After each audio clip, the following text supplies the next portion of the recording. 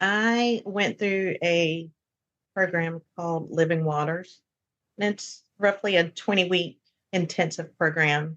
And that really made a big difference. I was actually at church during one of our prayer nights, and I was at the point where I felt kind of numb. I'm back in routine, just doing same old mundane stuff. I'm not really feeling God pushing or working in my life. It's just going through day to day stuff. And I was like, I need God to do something because I'm tired of being stuck in this rut. And two of my friends that were praying for me, they were like, you need to go to this program. I think it'll really help you. And so I ended up signing up for that. But when I went, I was like, I've already forgiven my dad. And I was sitting there with that mindset, like, I've already done that. Why am I here? I think it was like the third day I was in there. It's like, I'm not here to forgive my dad. I'm here to forgive myself. Thank you for stopping by my podcast, Finding God in Our Pain. Welcome.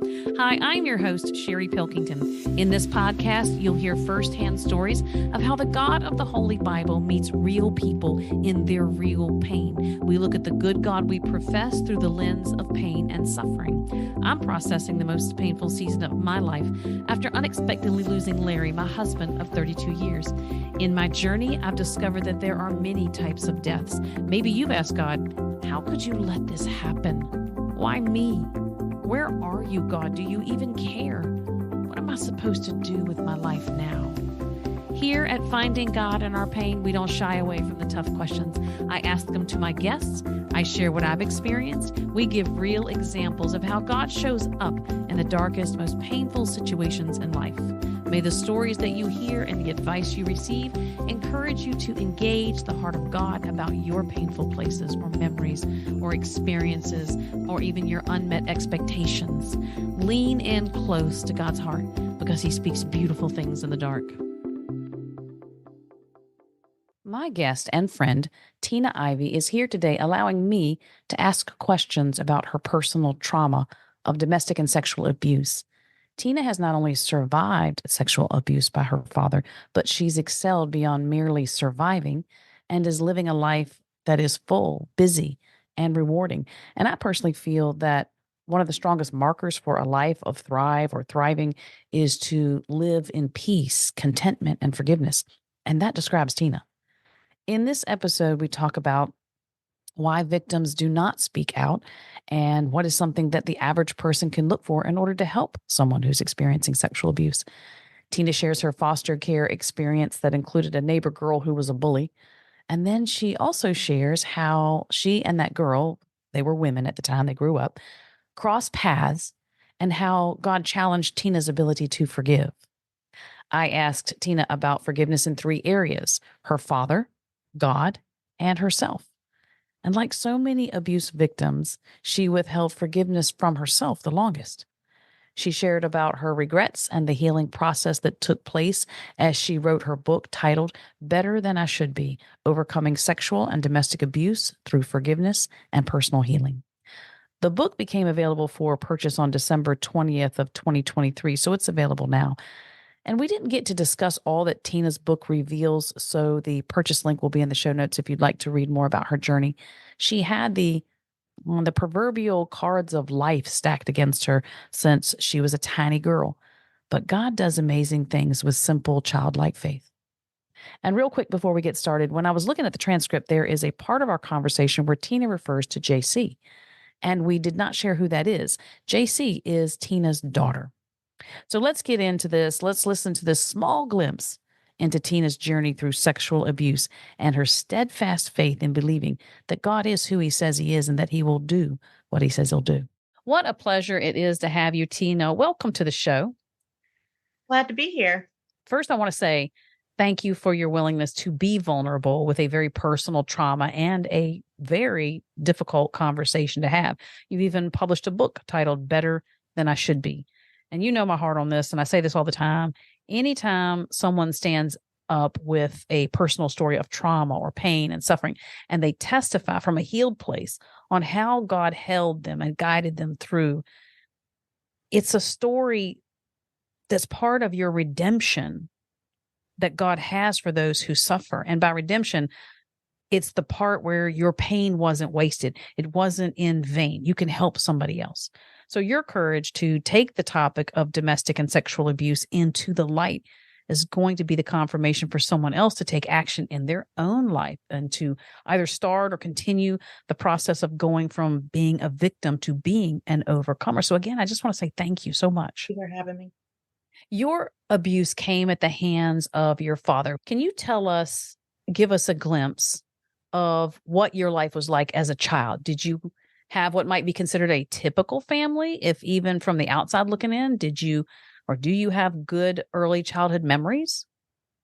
I actually do. When I was younger, a lot of my memories are like on Fridays, my parents would take us out to the movies, and my dad was very active in my brother's baseball. So we were kind of active in the community and did stuff. So to me, everything was pretty much normal. It was just kind of the home stuff, being that young, I didn't really understand a lot of the stuff that was going on. But as far as outward, everything seemed normal.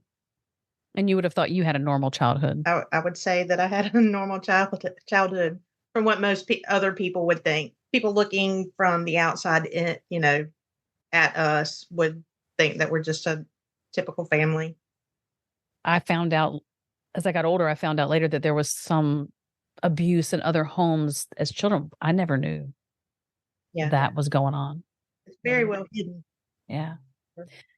Once somebody decides to work on healing, it's not an easy road. It will cost them even more, I think, maybe, I don't know, to fight their way out. And I say fight because if you go for therapy, it might take a while to find the right therapist. If you need medication, it might take a while to find the right one or the combination that works best for you, not to mention the pushback that can come from family members and society, et cetera, et cetera. What was your biggest hurdle or challenge or maybe even block to making the breakthrough in this journey from victim to fighter to victor? I think my move away from where I was living and getting away from being in that atmosphere or in that place was probably the biggest. That was my hurdle. It's like being there, I was stuck. I felt like I was stuck in like old habits and old relationships that just weren't going anywhere. And, those in and of themselves had abusive things with that. So it wasn't until I was able to get away from there that I was able to come here where I am now and, get really immersed in church and surround myself with people that wanted the best for me. And yeah, so I think location was a big hurdle for me because I felt like I was kind of stuck. So changing that access and that routine and that pattern can be powerful. Anytime you interrupt any sort of pattern, it can definitely help with changing if that's what needs to be done. So after these childhood memories, you had a good childhood. At what point did the sexual abuse begin with your father? The really first memory that I have was 6 or 7, and I know my mom and my grandmother were taking my uncle he was in college, so they had to take him over to the next county over. And I was home with my dad and my brother. And so really that's the first time that I ever remember anything happening. So from 6 or 7, so you were very little. It's interesting that you can still I think about how good and evil dwells together. And so in one moment, you can still have joy, even in the midst, you've got something hanging over your head, over your heart, but you can still move about. I guess that's one of the beautiful things God's done for us, despite the fact that evil is present, we can still find moments of joy and happiness. So here you are with the good childhood memories. And you've said to me, because we're friends, that your father was not a mean man.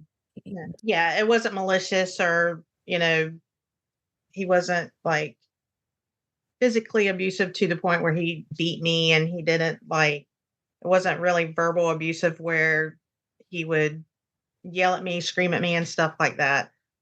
He was really nice to me.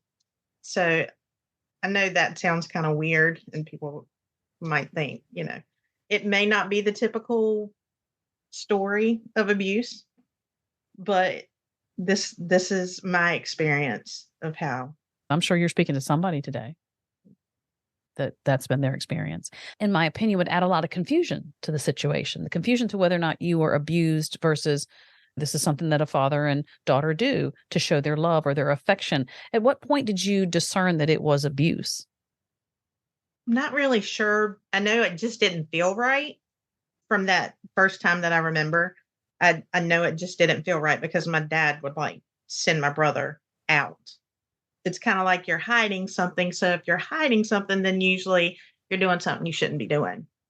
So I think uh, the way it was found out, um, evidently I was playing with some kids in the neighborhood, some boys, because that's mostly what we had. And I would go with my brother down to their house.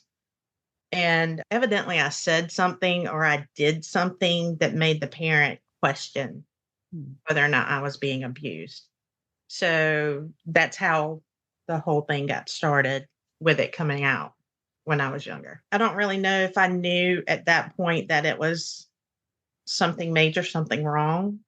But when the police ended up coming to the house, then I knew at that point that evidently it was something bad that was happening. So How old were you then? I was 9, around 9.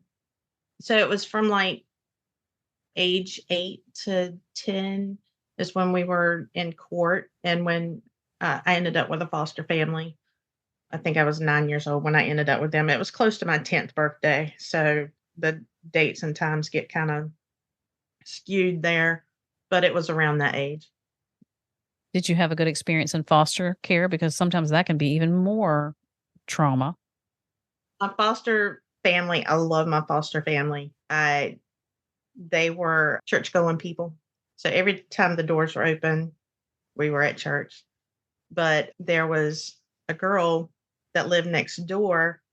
She was 10 days younger than me. And I guess because of the situation and knowing that I was a foster kid, she was my first time ever being bullied. So, as far as my foster family, that was great. But some of the stuff that I was getting from the little girl next door wasn't so great. But she did that summer, they were getting in ground pool.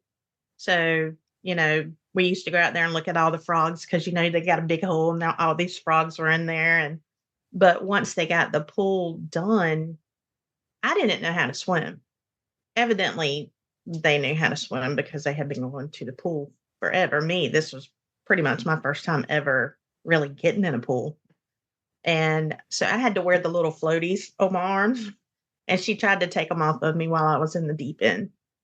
God brought that full circle for me with her because I've always had this place where it's like, I just don't like her. And I'm like, I know I'm not supposed to harbor these feelings towards anybody. Like, get over yourself. That's what I tried to tell myself. And I'm like, I don't like her, you know? That's part And of trauma, I think. yeah. And so JC was like, Your daughter. yeah, was like 5 or 6, and she was in brownies. Mhm. Well, this girl, now a lady, ended up being her troop leader. Seriously? Yes. Oh. So for Christmas that year, when they were getting in the truck and everything and getting ready, she didn't have a jacket, and she was going to be riding in the truck with them. And I had just bought a jacket, my first time wearing that jacket. And I was like, here, you can have my jacket. And I gave my jacket to her, and I didn't get it back. I didn't ask for it back. I told her she could have it.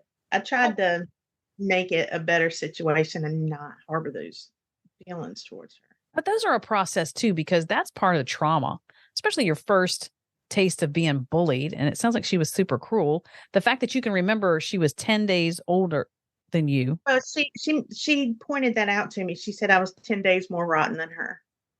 Oh, Yeah. okay. So that's why I remember how her birthday and Mm. everything. Yeah. The Yep. enemy is cruel like that. But you know Oh, what, yeah. though? There you were in that pinch. In my opinion, you were being tested. God's still going to forgive you if you'd have failed. But the fact that you gave her this brand new jacket, and I'd have been thinking, Lord, you bought this jacket for her, didn't you? I thought I was buying it for me, but you bought it for her. I did not see that coming. You got me. So God is gracious in that way, in that you were in a safe environment, yet the girl next door is a pill. But we have all those in school and wherever you go, there's always one. But you have to remember too, but not as a kid. I wouldn't have remembered this as a kid. But I think about the way she treated you. She's hearing things at home that talk to her that way too, that treat her that way and make her think that way and view people that way. So I guess that's one of the reasons God asks us to give people grace, because we never know what they're going through, but he does. How long did it take you to write that book? 15 years 15 years. What was the delay? healing, Mm. actually going through the whole healing process. It was really hard to write, to go back and put myself in those places, to remember that stuff. I would go through and write maybe 3 or 4 pages, and then I'd have to step away. So that's why it took so long. And then I'd go where I wouldn't write anything for a year or 2.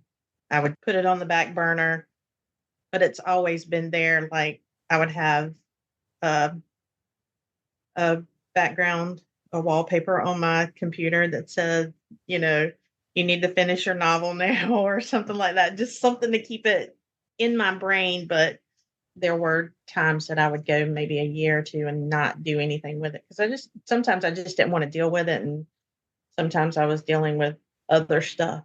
But I felt bad about it because I was like, I know I'm supposed to get this book out. I know I'm supposed to write it. And why is it taking me so long? And then when I started going through some of the healing processes over the years, I'm like, okay, well, I couldn't have written this unless I had walked through this healing part of it. So it just takes a while sometimes. Our timeline and God's timeline are two different things. I was thinking, as you were saying, it took 15 years. I was going to ask you, do you believe it's a better message after waiting the 15 years? And it sounds like you do feel that that is the case. Yeah, definitely feel that way, because there's some things that I had to experience to even be able to finish the book. What are some of the major parts of your healing? What are some of the breakthroughs that you had that brought you into a new level of healing? And when I say that, what I'm asking is, like, what did you do for treatment? What did you do for healing? What does that look like for your process? I went through a program called Living Waters, and it's roughly a 20-week intensive program. And that really made a big difference. I was actually at church during one of our prayer nights, and I was at the point where I felt kind of numb. I'm back in routine, just doing same old mundane stuff. I'm not really feeling God pushing or working in my life. It's just going through day to day stuff. And I was like, I need God to do something, because I'm tired of being stuck in this rut.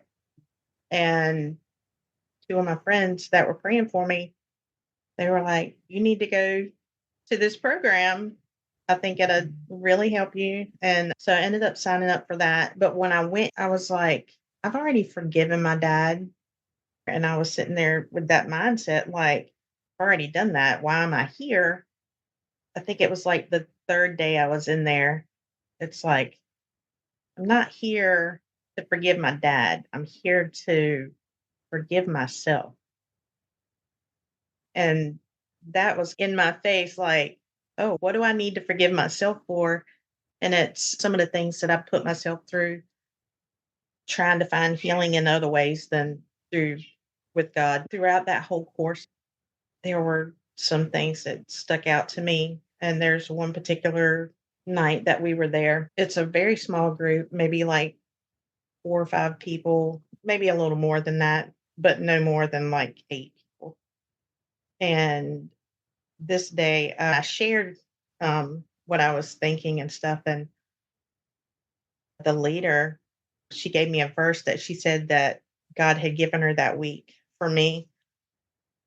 And then she started praying over me, and they were talking about how they saw me with armor on, and that I had been in battle most of my life, and that it was to the point where the armor was so dented and caved in on me that it was hard for me to breathe. Wow. And it was time for me to get rid of that armor and trade it for a robe of peace. Mm. And my response to that is, what does that even look like? You know, I'm like, I don't know what peace is because I feel like I've been fighting my whole life just to stay above, make sure my kids were good, just trying to make it through life. Yeah. And so it's pretty much like in survival mode. But when they said that, I was like, okay, I'm going to take that. I don't know what it looks like. And it wasn't, and this was probably 5 or 6 years ago when they told me this. Mm. And it wasn't until earlier this year that I realized I've been walking in this peace and I never really realized that I had it. That's just how good God is. It's just like you can be one way this minute, and the next thing you know, you're already a year or two in peace. And it's just like, oh wow, I didn't see that happen. It just did. That's was probably the biggest thing that happened in my healing journey is that, and then actually realizing that I'm in that. Going from that trauma response and constantly in that flight mode, I guess, or fight mode, and you don't know how to lay it down. In my opinion, God would have to sneak up on you and start pulling that out. It sounds like you had participation because you said, I'll receive that. I'll take that.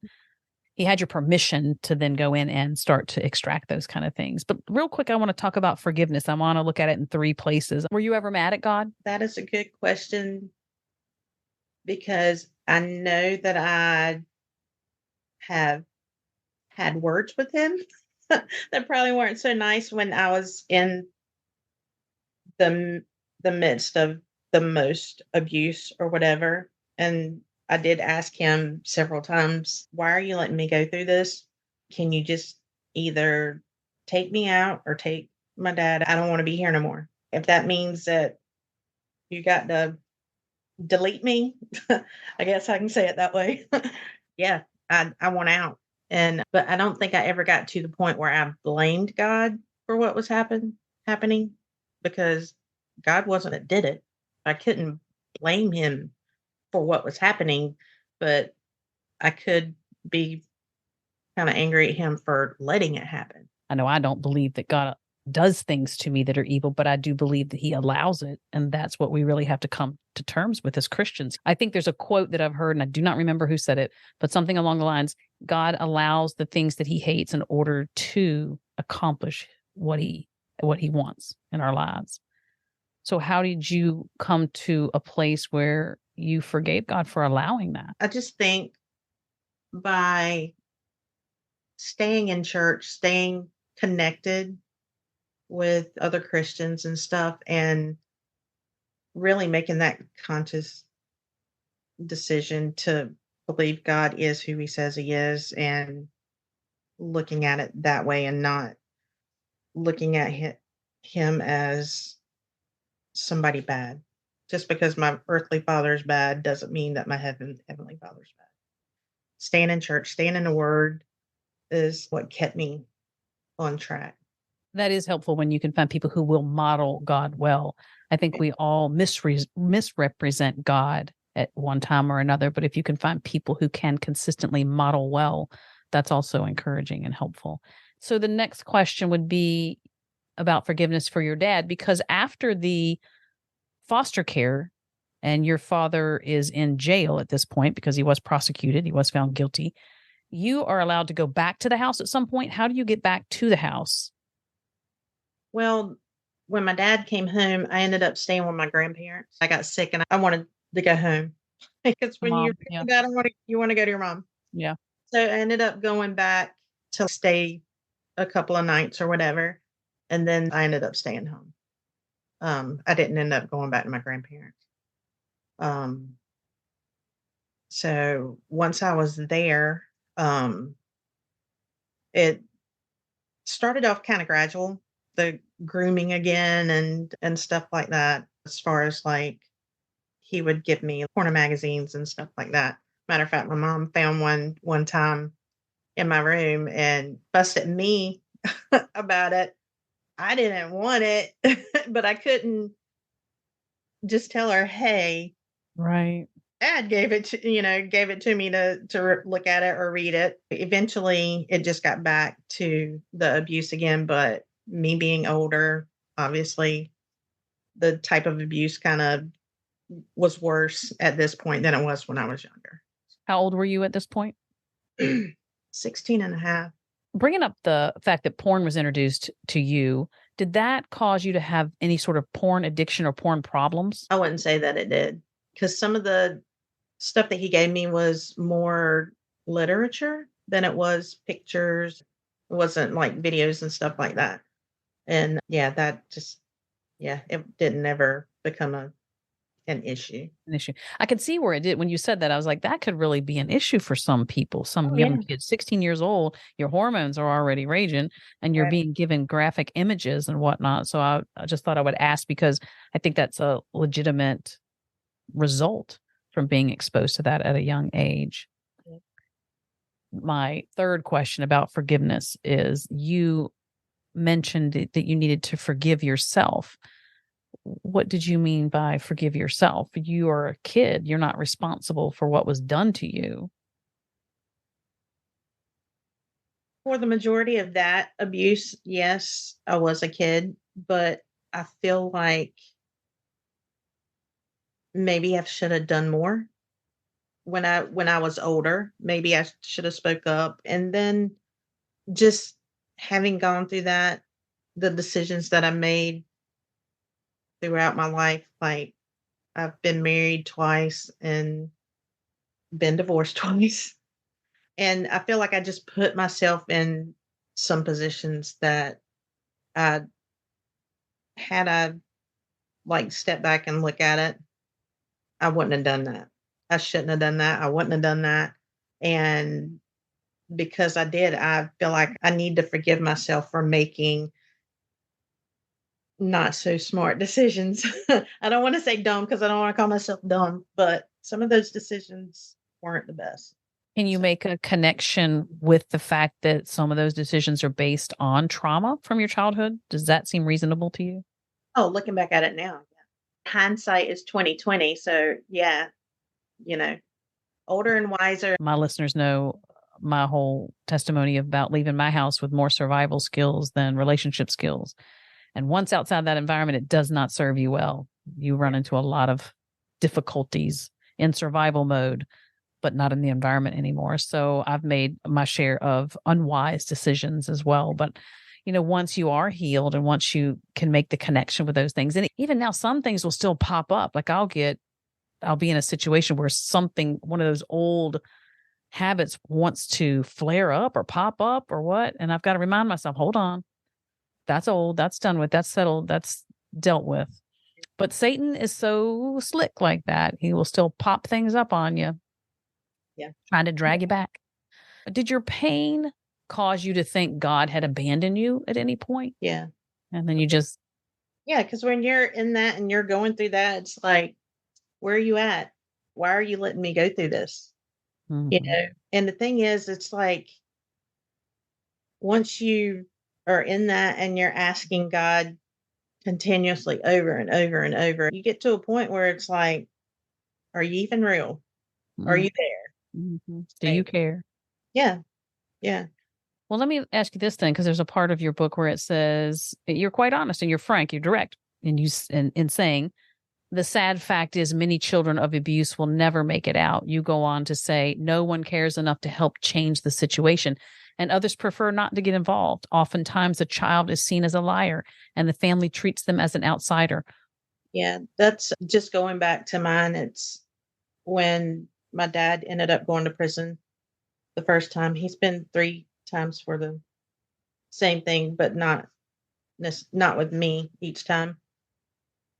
It's I had family members that didn't believe me, and they wanted me to go back and recant what I had said. And then on the other hand, I had some family members, I didn't know it at the time, but they were there with me when my dad was in court, and I thought I was going to have to go up and testify in court in front of him. Wow. And I had one great aunt was back there with me and my mom, just sitting with me. And, I learned actually in like the last year or two that due to other things that I found out that had happened with my dad, that she was there because she believed me. She never told me that she believed me, but she did. And I mean, it would have been nice to know that I Yeah. had somebody that was on my side, but a lot of people just choose to ignore it and not talk about it because it's such a taboo thing. And who wants It, to really admit that in their family, I think. yeah, yeah, exactly. Especially, when it's like familial incest. I think it's harder for people in those situations to talk about it.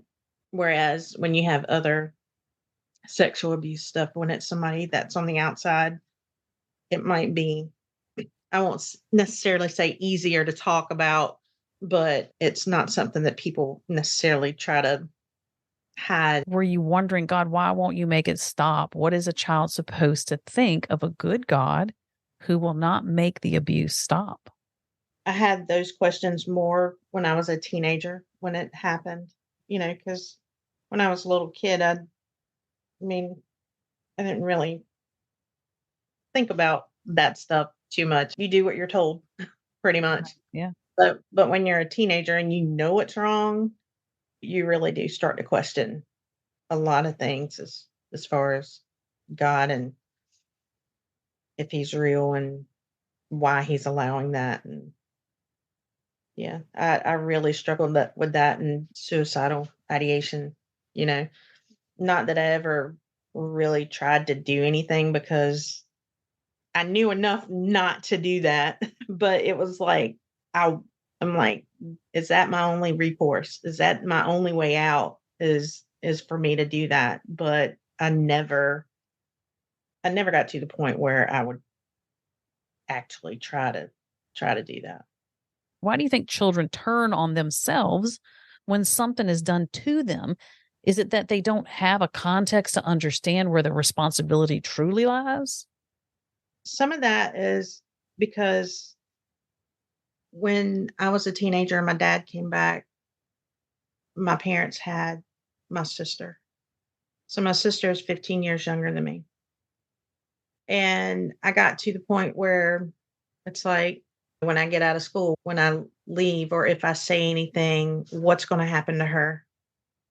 If I say something about my dad's going to go to jail again. My mom's going to be stuck having to provide for me, my brother, and now my sister. And I didn't want to put my mom back through that. And I didn't want to take my dad from my brother again. Obviously, didn't want my sister going through it. So if it happened to me, I felt like I could keep it from happening to her. As long as the focus is on me, it's not on her. You're helpless to stop that. There's nothing you can do to stop your father Yeah. from them. And I don't know if you want to speak to this, but were either of your other siblings affected? My sister was, and my dad ended up going to prison again because of something that he had done to my sister. And again, I got blamed for a lot of that. I I was told that I put her up to saying that, which I did not. That was found out by somebody else, because my sister had written down something in a notebook, and a family member of a family member. So they weren't directly my family member, but they're the ones that reported it. And I was the one that was going to stand by my sister and, whatever she needed. And if I needed to testify, against my dad about what had happened to me when I was a teenager, I was willing. I was there at the courthouse and I was ready to testify to it. That's why I say I was the black sheep of the family. They thought that I was putting her up to it, and I wasn't. So, It's interesting that they took that stance because it had already been proven in court that he was guilty of what he had done to you, and he got put in jail for that. But now it's your fault that he's doing it to somebody else. It just really testifies to the amount of resistance that one can run into if they have the courage to speak up. Your book is poised to release on which date? Because I know sometimes the publication date changes. That's just the publishing world. yeah, it releases on December 20th. December 20th. So at the time of this recording, it's only a few days away. So it'll be available when this audio episode comes out. So definitely go check out her book. But thinking about the resistance you're speaking of, what is it going to cost you in order to bring this story out into the light? My biggest worry, I guess you can say, is some of my family members exposing a lot of stuff and them hearing it for the first time, especially like when I was a teenager and the stuff that I went through at that point. Because everybody knows what happened when I was 6 to 9, 10. That's a known thing. But a lot of people don't know what happened when he came home. Do they know about your sister? Yeah, because my dad went to prison for like 3.5 years for that. And your mother and father have passed. Yeah. They passed in 2020. Almost back to back, correct? 2.5 months apart. So you've got some family pressure potentially coming down the pipe, if you will, once this is published. Yeah. How do you feel about that? Very anxious, especially for one particular person finding out. But I've got to get it in my mind. God wanted me to tell my story to help other people, to let them know that there's hope. And I have to go with that. He hasn't steered me wrong yet. I mean, even when I was going through all that mess, even though I felt like he wasn't there, he's been there the whole time. And I've come to the realization that the world's a fallen place. People are broken. We're all souls. And we have to navigate this life however we do. And we have to react to things that happen to us. Yeah. And it's up to us how we do that. It's me and God all the way. I'm not going to stop it now because he's gotten me this far. Yeah, because I do know the enemy will amp it up if he thinks he can shut your mouth and silence your voice. He has the tendency to turn that kind of pressure up and that kind of anxiety. Yeah. So I'm definitely praying for you. When you look back over this journey of being a 6-year-old girl, 6 to 9, and then, in your teenage years when it returns again, and of course the trauma that it brings on you that you take outside of the home. When you look back, do you see this gold thread that God wove through your life? Do you see his presence in a consistent manner?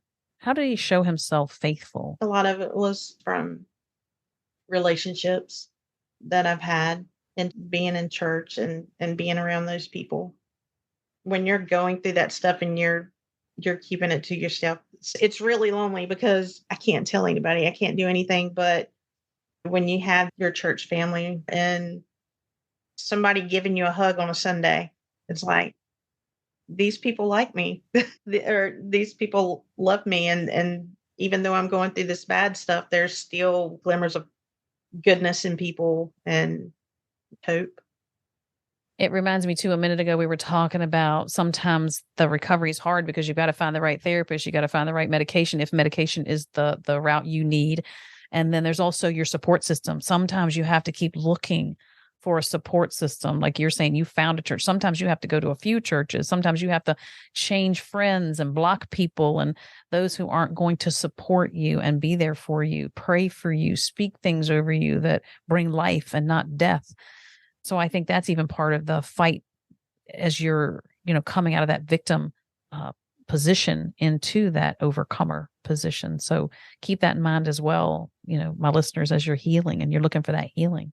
In the reflection section at the end of chapter 1, because you have the chapter and then you have a reflection section after each one, you closed with knowing how to read the signs and how to ask the questions is key in preventing and or stopping this atrocity.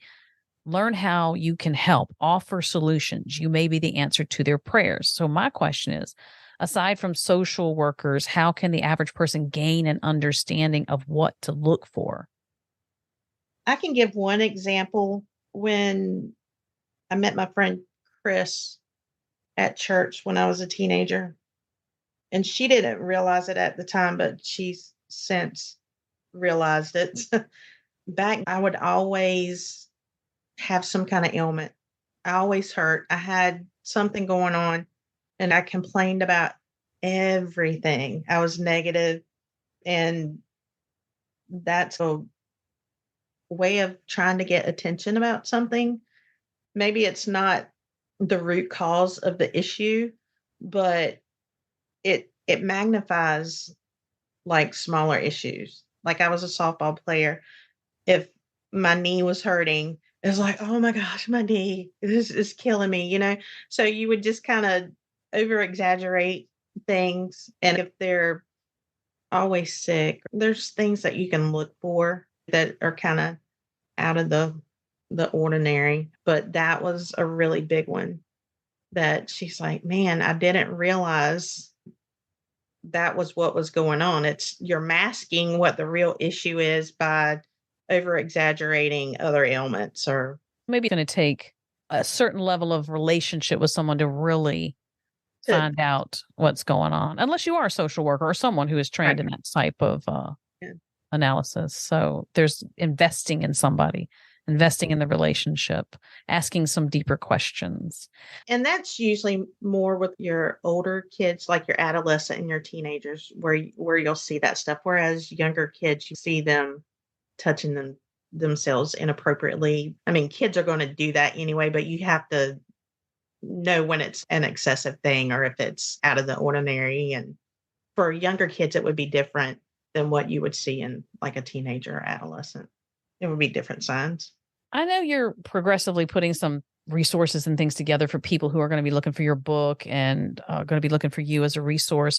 I just want to do a real quick, it's a nonprofit who wants a person, mostly women, who are extracted from the sex industry, from being sex trafficked. They will provide, medical attention. They'll provide therapy. They restore them into a normal life again. And so if somebody's looking for help, whether they want to get out of the industry, they need help from being sex trafficked, experiencing sexual abuse, definitely reach out to Safe House Project, safehouseproject.org. But another reason I mention them is because they have a whole training resource page. And if you go into the little tab for training, they have resources. And one of them is called On Watch. And it's a short training video that educates you on what human trafficking looks like. Because I remember my husband used to, for many years, he was an inspector for a pest control company. And he would go into other people's homes. And when he found out about what sex trafficking looks like in a home, a personal private home, he's like, oh my gosh, I have seen that. And one of them was a door with a lock on it, like a deadbolt lock on it. And from the outside, not the inside. And so he said, I have seen that. I had no clue that's what I was looking at. So here's this video that can definitely train people to understand what they're seeing, what might seem odd, but not illegal in somebody's home. When you think about the abuse that you've endured, what are some of the things or one of the things that you had to grieve as you work through the healing process? The first thing that comes to my mind isn't necessarily the sexual abuse that I went through. When I was writing my book, one of the main things that I grieved over was my first marriage, which was very short because I ended up getting pregnant before I got married. And so I really didn't have like a lot of closure from that. When I was writing that part of my book, I was grieving a death pretty much of that relationship, not necessarily of who we are now as people, but us at that time and all the stuff that we went through. Because there was this one instance that really sticks out in my mind that when we were being intimate one time, I just like started crying and I guess I had like flashback or whatever. And he just got up and went in the closet and knocked a hole in the wall. He didn't know what to do for me. And so that hindered our relationship, not to mention found out later that he was abusing drugs and stuff. So that was probably one of my biggest things that I grieved over. I can't really say as far as like the sexual abuse and stuff that I grieved over that because like I said, I've had a relationship with my parents my whole life. And I decided to walk in forgiveness and forgive my dad because my mom decided to stay with my dad. And that's really the only family I know. So it's like, am I going to just step back and leave my whole family? That wasn't something that I was going to do at that time. I mean, I don't really know the reason. Some people might think that I should have, but then I wouldn't have walked in the forgiveness the way that I did had I stayed there. When I think about healing, I think that there is a grieving process. I think there is a forgiveness aspect. And I think that there are choices that you make to say, okay, I'm putting this behind me. And I want to make the connection between making peace with what happened to you and choosing not to use it against them. There was no specific point in my life that I'm like, from this day forward, I'm going to forgive them. It was just kind of like, okay, this is what we have. I'm going to be around them. I'm going to keep my distance. I'm like, I'm going to keep you at arm's length, but we're still family. And so I never really had this real big, like, this is when I'm forgiving you kind of moment. But there was, I think it was Christmas 16, maybe, where my dad told me he wanted to talk to me before I left to come back home. And he made it well known that he wanted to make sure that I talked to him before I left. And so it was unreasonably warm that day. And so everybody was outside. They lived beside my aunt and my uncle. So everybody was just kind of outside. And he like grabbed me by my hand. He's like, walk with me. So we were like walking on the road. They lived in the country, so it's like wide open space out there. And he pretty much apologized to me and told me that he knew that what he did was wrong and that he was going to therapy to get help and stuff and asked me what I thought about that. And I told him I was happy that he was doing it.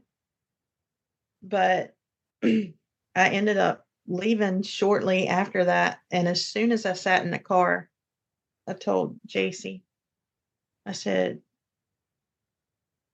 you'll never believe what just happened. She's like, what? I said, Daddy apologized to me. And I think she was like 14. She's like, and how does that make you feel? I'm like, oh, now she's a shrink. But I said, actually, I said, it makes me mad.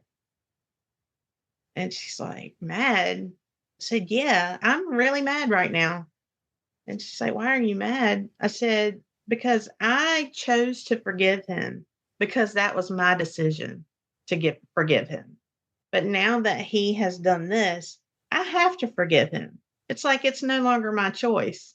And so I kind of felt like he took control over me again because he did what he did. And it was no longer me giving him grace or giving him mercy and saying, I forgive you. Now it's like, I have to do it, you know? So I went that whole week. I was mad. And then I just woke up one morning and I told myself, I said, you just need to get over yourself. It's I'm like, he had to do that for him, and you really needed to hear that. So you just need to get over yourself. And from that day forward, it's like I wasn't mad about it anymore. I mean, it came and went just, just as quickly. Did you have to hash it out with God? Did you have to have this conversation with God? Like, what is this supposed to mean? Or whatever that would have looked like for you and God's relationship. It was a lot of internal conversation with myself. I had to go through that, and God just let me do my little things, like, okay, go through all your little emotions that you need to go through, and in a Do you, couple of days you'll be good. do you process verbally out loud, talking to yourself, talking to God? Sometimes I do, actually. Yeah. Yeah. We have some conversations. It's interesting that your nature of laying it out in front of you and saying, "Hey, here are your choices, and I'm going to choose this one, and I'm going with it, and I'm sold out for it." As I read your story, I just want to say that I am so very sorry that evil has invaded your life in this way. And I know that you would never have asked for this type of abuse. And I also know that God meets us in the midst of evil things, not that he's approving of how someone chooses to use their gift of choice, but that he said he'd never leave you nor forsake you.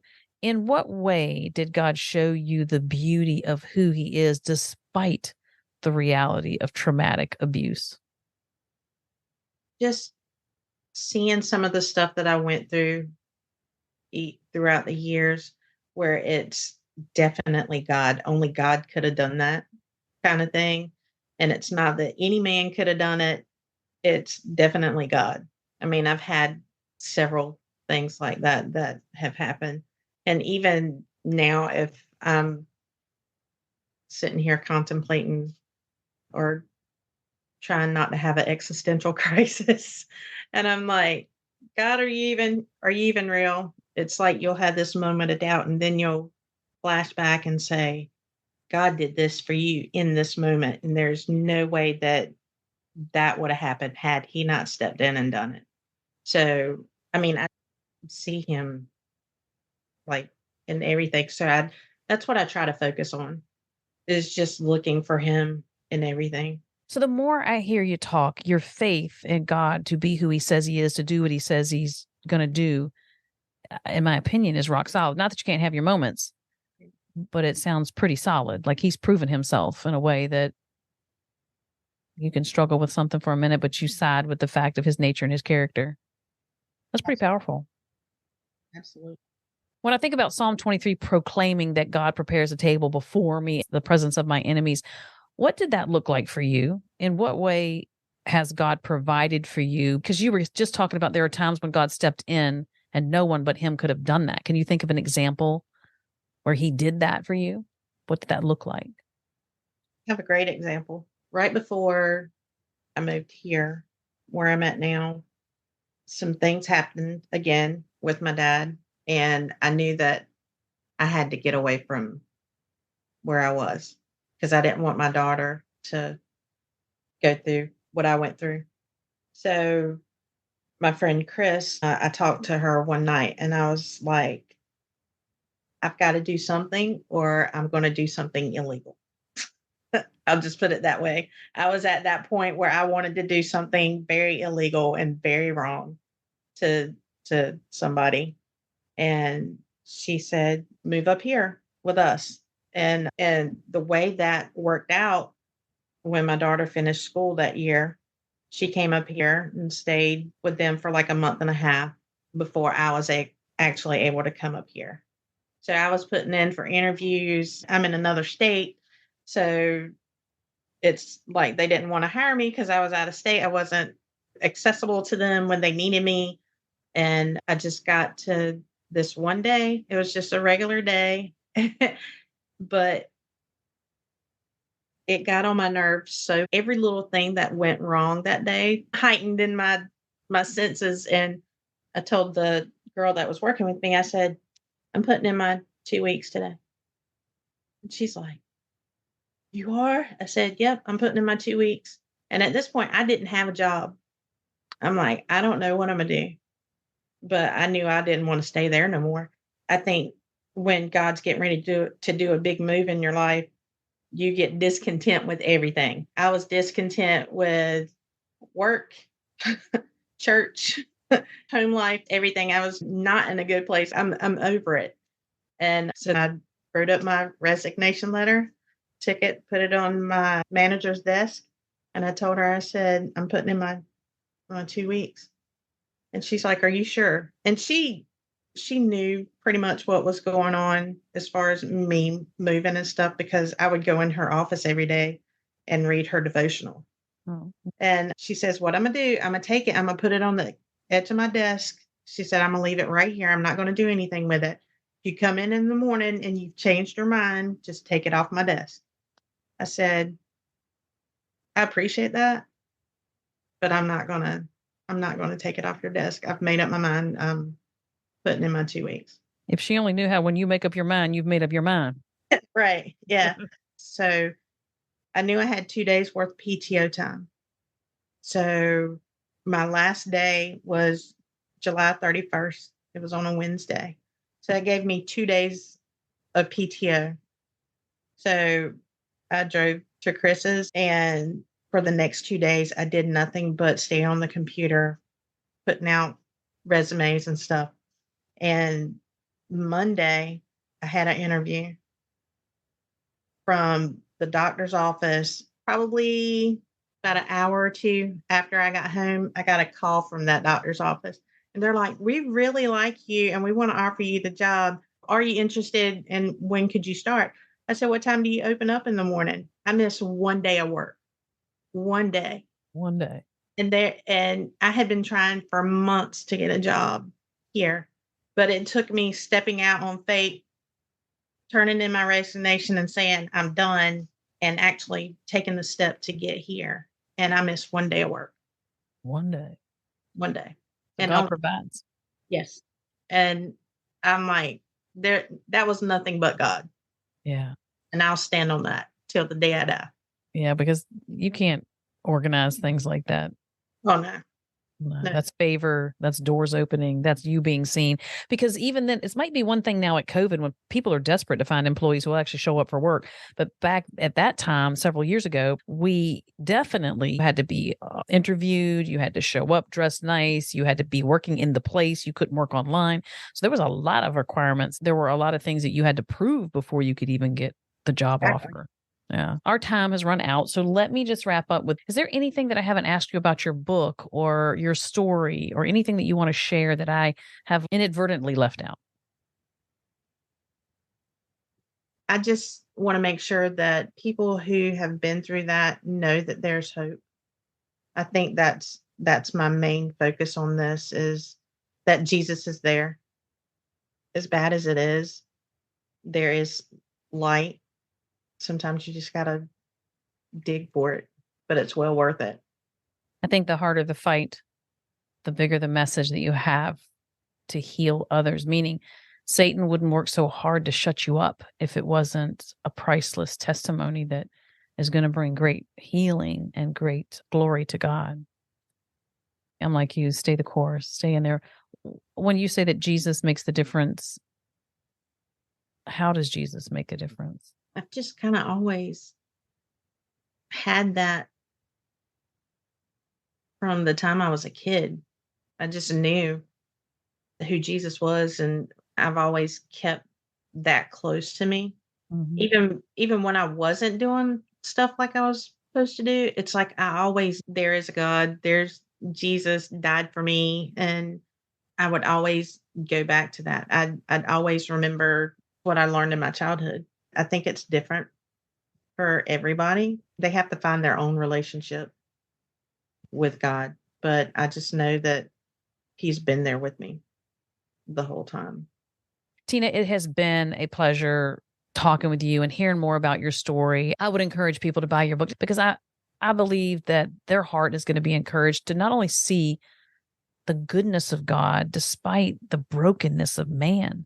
You're clearly a testimony for God's healing. So thank you for coming here today and sharing your story with me. I appreciate it. Thank you so much for having me. Thank you for your time and for sharing this experience with my guest. I hope you have found encouragement for today and a deeper revelation of God's heart in the midst of pain and suffering. We'd love to have you as a subscriber to Finding God in Our Pain so that you can be connected with all my guests as they share their personal experiences and professional knowledge about pain and suffering. And because this podcast is a division of the website A Life of Thrive, for more information and the various ways you can connect with us, please visit the website alifeofthrive.com. I look forward to sharing more transparent stories from the hearts of women who intimately know what it means to have their world flipped upside down, their authentic struggle to make sense of it, and what recovery and healing looks like. Till then, sweet woman, remember you are not alone and that God speaks the most beautiful things in the dark.